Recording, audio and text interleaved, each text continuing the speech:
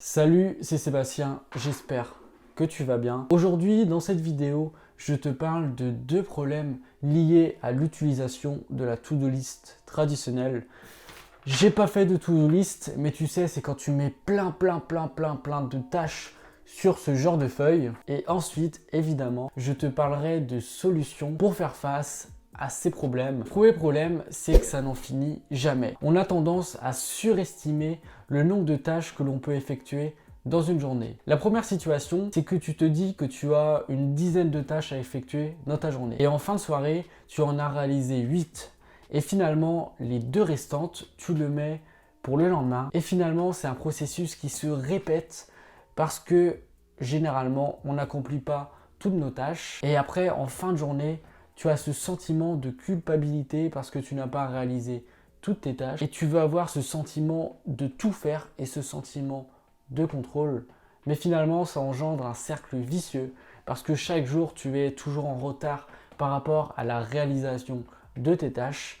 Et ça, c'est le premier problème rencontré avec la to-do list traditionnelle. Et généralement, lorsque tu réalises une to-do list, tu veux faire tellement de choses que finalement, tu n'as pas de priorisation. Et tu vas sans doute t'en apercevoir, mais il y a beaucoup de tâches insignifiantes qui finalement n'ont ni queue ni tête et ne sont pas importantes pour ta progression. Mais le plus gros problème avec la to-do list traditionnelle, c'est surtout le manque de priorisation.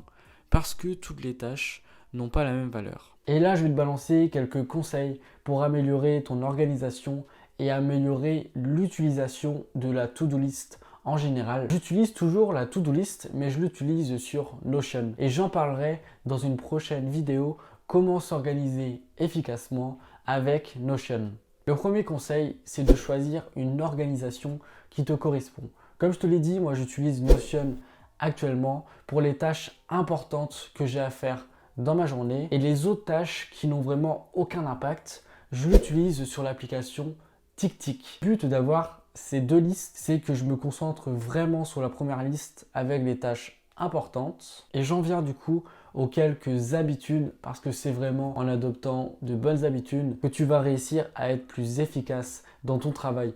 En général, la première habitude, c'est de commencer les tâches les plus importantes dès le matin. C'est un conseil tiré du livre de Brian Tracy, c'est avaler le crapaud dès le matin. Le fait de commencer par des tâches les plus importantes le matin est généralement le plus difficile. Ça va te permettre de vraiment te lancer dans ta journée. Ça va te permettre aussi d'avoir ce sentiment d'accomplissement dès le matin. Et à midi, tu seras déjà satisfait de ta journée. Et j'en viens à la deuxième habitude que tu peux mettre en place. C'est juste d'avoir 3 tâches à réaliser dans ta journée. Et le fait de faire ça, ça va te permettre d'avoir un sentiment de contrôle et ça va te permettre aussi de savoir précisément quelles sont les tâches que tu peux réaliser qui vont avoir le plus d'impact. Pour résoudre le problème de la priorisation de tâches, tu peux utiliser un outil fantastique pour vraiment identifier toutes les tâches que tu as à faire et les placer dans des catégories. C'est la matrice d'Eisenhower. Ça va te permettre d'identifier les tâches insignifiantes, tâches importantes et urgentes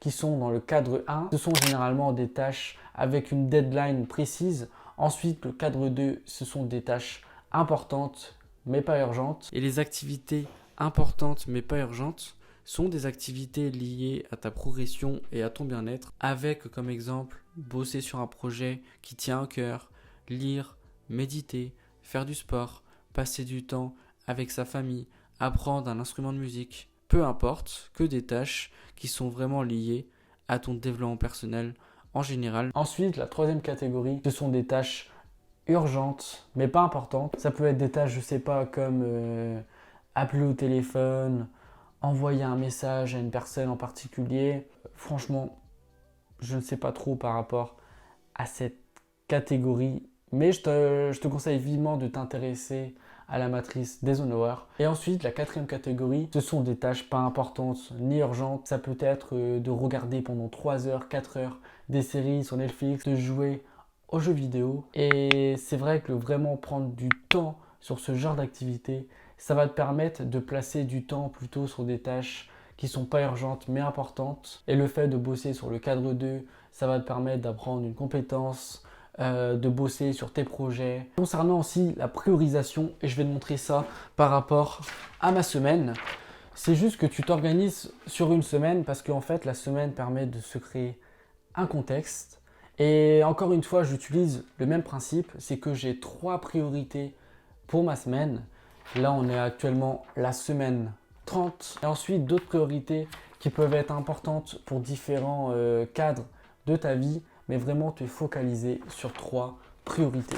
Je te conseille vivement de trouver ton organisation à toi, quelque chose vraiment que tu aimes et que c'est à toi vraiment de créer ton propre système d'organisation. Ça peut être d'utiliser une application sur Notion, ça peut être aussi de garder juste une to-do list papier, même si aujourd'hui je pense que le fait juste d'avoir une to-do list, ça permet pas d'avancer au mieux vers ses objectifs, mais c'est juste par rapport à mon organisation à moi. Mais ce que tu peux faire si tu aimes vraiment l'organisation avec une to-do list journalière, c'est juste par jour d'identifier les 3 tâches les plus importantes et de limiter le plus possible les tâches insignifiantes et de placer ces tâches insignifiantes en dehors de ta liste de priorités. Ensuite, un autre conseil par rapport à l'organisation de ta to-do list, c'est de faire des tâches qui se ressemblent. Parce que généralement, lorsqu'on a une to-do list, c'est qu'on fait plusieurs tâches et des fois ces tâches elles n'ont rien à voir entre elles. Et le fait de faire des tâches qui se ressemblent, ça va te permettre de limiter les frictions. On va prendre l'exemple d'une voiture pour commencer. Par exemple, on va dire, voilà, au début, tu n'as pas envie de conduire et c'est vraiment le plus difficile de commencer. La première étape, c'est de passer la première vitesse. Ensuite, une fois que tu as passé la première vitesse, c'est de passer directement à la deuxième vitesse. Et par la suite, lorsque tu passes la troisième, la quatrième, la cinquième vitesse est beaucoup plus facile à passer vu que tu vas commencer petit à petit et tu vas passer directement les vitesses. Le but de faire des mêmes tâches, de même catégorie, c'est vraiment de limiter le plus possible les frictions parce que c'est vraiment au début que c'est le plus difficile à commencer. Mais plus tu continues et plus ça va être facile, encore une fois, de continuer. Parce que quand tu pars dans tous les sens avec des tâches qui n'ont rien à voir, ça te coupe en fait dans ton élan. Ce que tu peux faire, c'est aussi de t'organiser par rapport à la semaine parce que la semaine permet de créer un contexte. Et tu peux utiliser l'application Google Agenda qui va te permettre vraiment de créer un contexte pour ta semaine. Et ça va te permettre de t'organiser jour par jour ainsi que toutes les semaines.